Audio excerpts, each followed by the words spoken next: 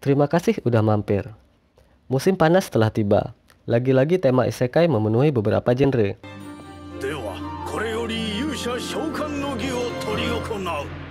Setelah menonton beberapa judul, saya memilih 4 anime yang layak untuk dijadikan rekomendasi. Tentunya ini merupakan anime baru, tidak termasuk anime dengan season lanjutan ataupun sequel dari anime lainnya. Dimulai dari nomor 4, ada Vanitas no Carte. Anime bertema vampir dengan setting waktu abad ke-19 di Perancis. Dikisahkan, pada dahulu kala, vampir terlahir saat purnama merah. Namun ada vampir yang terlahir pada bulan purnama biru, yang membawa kutukan. Vampir ini diusir dari kelompoknya.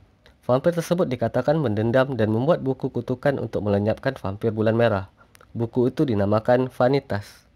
蒼月の吸血鬼という童話に登場する呪われた本の名前です。バニタスの書。 Sangat jarang anime bertema vampir beberapa musim belakangan ini. Anime action dengan sedikit bumbu komedi, yang layak ditonton untuk menemani musim panas kalian.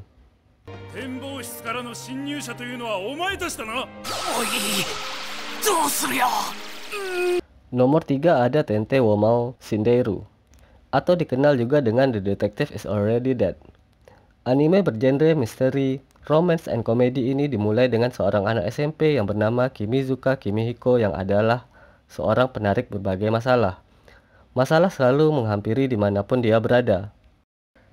Kimi yang dipaksa untuk menaiki pesawat oleh orang yang tidak dikenal lagi-lagi mendapat masalah. Seorang detektif dengan nama Sandy Siesta menyeret Kimi sebagai asistennya. Lalu kehidupan penuh warna Kimihiko pun dimulai.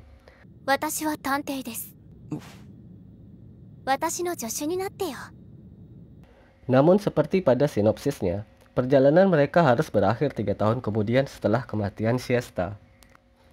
Saya pribadi sangat menantikan untuk menonton episode 2, karena penasaran dengan sebab kematian Siesta. Lalu, kemanakah arah cerita ini sebenarnya? そして俺たちは死に別れた。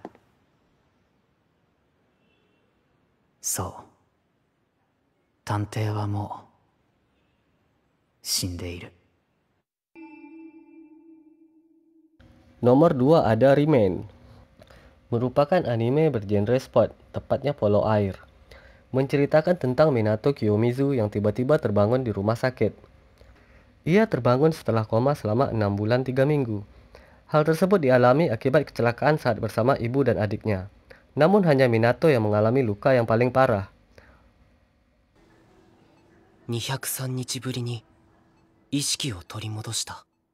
Setelah terbangun dari koma yang cukup lama, ternyata Minato mengalami hilang ingatan. Tepatnya ingatan selama masa SMP. Masa di mana ia menjadi seorang atlet polo air yang cukup berprestasi. Akibat kecelakaan tersebut, Minato yang benar-benar sudah melupakan polo air tidak dapat masuk ke SMA favorit di mana banyak siswa berprestasi di bidang olahraga. Dan menyebabkan ia harus masuk ke SMA biasa. 中高一貫の進学校でありながらスポーツでもかなりの成績を残している文武両道エリート共学校立花学園に奇跡的に合格するはずもなく、その隣にある県立山並高等学校に進学することになった。 Di SMA tersebut, ternyata dia dikenali oleh senior yang berasal dari klub polo air dan memaksanya untuk ikut klub tersebut. Seperti apa kelanjutan Minato yang hilang ingatan? Apakah ia akan kembali menjadi atlet polo air? Nomor 1 yaitu Bakutachi no Remake. Anime yang sangat saya rekomendasikan. Menceritakan tentang Kyoya Hashiba, seorang developer game berusia 28 tahun. Ia merasa kehidupan yang ia jalani tidak pernah beruntung, di mana dia menyesali pilihannya dulu saat harus memilih universitas.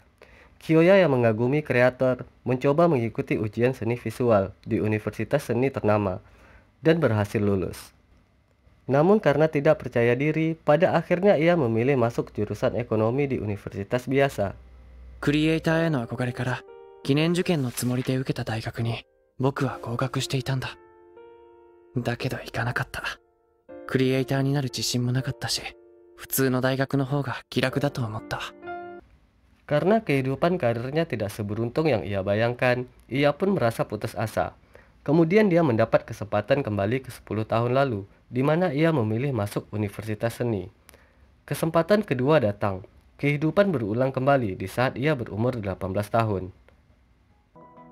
2006年だけど今僕の目の前に広がっているのは戻りたくて仕方なかった10年前のあの日の世界だった。 Di kehidupan 18 tahunnya, dia pun bertemu dengan teman-teman baru, yang ternyata teman satu kosnya adalah para jenius generasi platinum. Di situ dia belajar bahwa keinginan saja tidak cukup untuk membuat mimpi menjadi nyata. Anime bergenre drama kehidupan yang sangat layak ditonton, karena banyak pelajaran yang bisa kita ambil. Demikianlah rekomendasi saya di Anime Summer 2021. Terima kasih. Dah.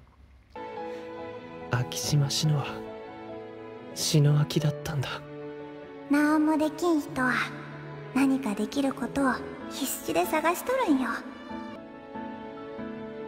僕は何がしたいのか、何ができるのか。